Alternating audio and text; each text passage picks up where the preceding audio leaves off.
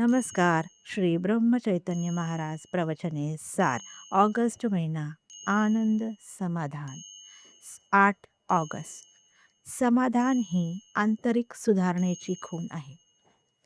प्रपंचात काय किंवा परमार्थात काय, काही पत्ते पाळायला लागतातच.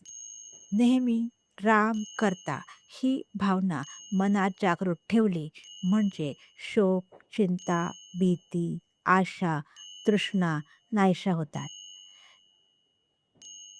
जे मिळाल्याने दुसरे काही हवेसे वाटत नाही ते समाधान. समाधान ही आंतरिक सुधारणेची खूण आहे. ते मिळवण्यासाठी प्रपंच सोडण्याची गरज नाही. कोणतेही कर्म करताना भगवंताच्या नामात करा म्हणजे समाधान मिळेल आणि मनुष्य सुखदुःखाच्या द्वंद्वात गुरफटला जाणार नाही.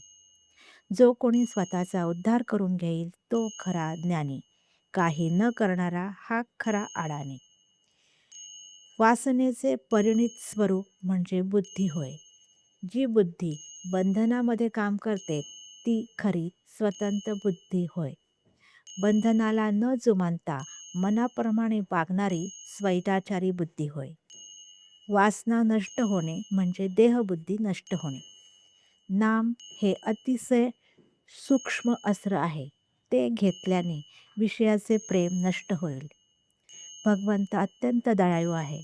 त्याच्या नामाच्या सहवासात राहिल्याने देहावरचे प्रेम नष्ट होईल आणि संसारावरचे प्रेम कमी होईल. आपल्याला सर्वत्र राम दिसू लागेल. प्रत्येक जीवाची ओढ चिरंतन समाधानाकडेच असते. ती ओढ परमेश्वर प्राप्तीनेच पुरी होते. ज्याने नाम अखंड हृदयात बाळगले त्याला सर्वत्र परमेश्वरच दिसतो. इतर साधनांमध्ये उपाधींमुळे थोडी चलबिचल वाटते, पण नाम हे स्थिर आहे. भगवंताचे नाम आवडीने घ्या, श्रद्धेने घ्या, मनापासून घ्या. अखंड नामस्मरणात राहा.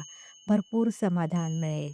काही बोलायचे असल्यास, सांगायचं असल्यास, शेअर करायचे असल्यास कमेंट करा. आनंदात राहा. धन्यवाद.